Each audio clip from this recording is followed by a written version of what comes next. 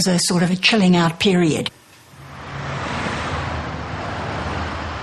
One of Laura de Crescenzo's first jobs in the Sea Org was to send fellow members of the Sea Org to the RPF.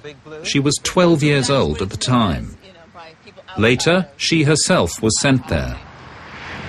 So, Laura, how does it feel coming back here? It makes me sick to my stomach. It's kind of nerve-wracking to come to the building. I mean, this is where I was trapped for 3 years. The last 3 years that I was in the Sea Org, I was segregated from everybody in the RPF. So where is the RPF? Point it out to me. Right in that area right there. The second floor is where their berthing is. How many people sleep in these dormitories? It varies depending on the size of the room, but there were some that actually had up to 40 people in it. In Australia too, the RPF plays a significant part in the Sea Org regime. Peter O'Brien abandoned Scientology last year. In 1997, she says, she was consigned to the RPF here at Dundas, outside Sydney. You are allowed to study for 5 hours, and then the rest of it is cleaning and heavy work, heavy labour. Remember, we're already heavily indoctrinated when we're working in a Sea Org, so when they give you a pick and a mallet and tell you to go and break rocks, you do it, and you run everywhere. It sounds very harsh. Very harsh. Am I right that within the RPF there's a further RPF?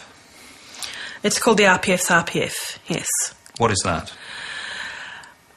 That is the lowest of the low, as far as not even the other RPFers are allowed to speak to you, as in the communication is cut. Joe Reish was never sent to the RPF, but saw it in operation. To me, it's a slave camp, there's no question about it, because people are definitely abused. They're stripped of any rights as an individual. They're not allowed to talk to public individuals. They have to run from one station to another. No walking, no slow pace, it's movement. What it really is the breakdown of the spirit. The Rehabilitation Project Force is a program within the Church's religious order whereby Sea Org members who burn out on their jobs or are failing or incapable of or not performing well in their functions can be given the voluntary opportunity to have a period of reflection, rehabilitation, redemption, making of amends within the religion as an alternative to being expelled from the Church's religious order. So it's a punishment, in fact? Absolutely not. The Rehabilitation Project Force is one of the oldest religious traditions. It's almost as old as religious orders themselves. In correspondence with Four Corners, you described it as a private religious retreat. That's correct. Tommy Davis says that the RPF is a private religious retreat. A private religious retreat? He's got to be hallucinating. Ask him what drugs he's taking. Oh, you got hiccups, huh? After Mark Headley was threatened with being sent to the RPF, he fled Hemet on a motorbike.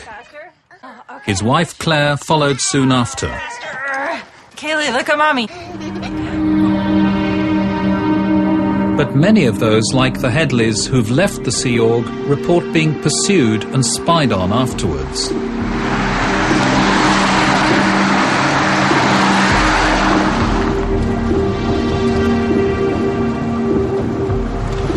I'm driving down Sunset Boulevard in Hollywood, and I noticed a Ford F-150 that was following alongside me. When we filmed with Mark Headley in Los Angeles late one night, we were tailed by a car. I left in 2005, and I've had a good 4 years of experience in being followed by private investigators sent by Scientology. So it's a bit odd. I mean, I'm driving my kids to school, and I have a private investigator following me. It's I've had private investigators show up at my place of business. I've had private investigators camped outside my house day and night. My garbage has been dug through.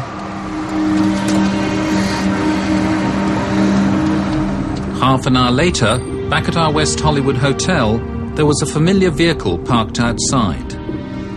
We're going to see if it is the same vehicle and the same license plate. And I will tell you that, yes, it is. 8U2-9097. There's a gentleman who is sitting down now. He's laying down. Hey!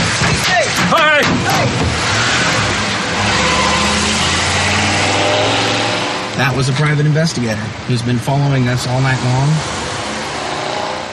Is it possible that a church attorney hired a private detective to follow Four Corners and Mark Headley while we were filming? Is that possible?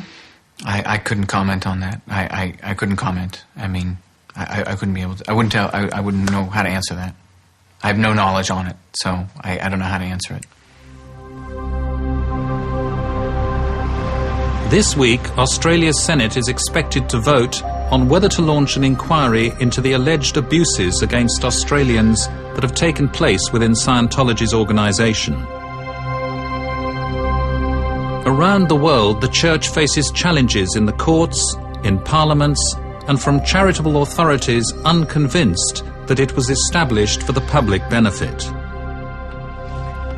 Liz and James Anderson, along with other ex-Scientologists, are considering pursuing a class action aimed at getting their money back.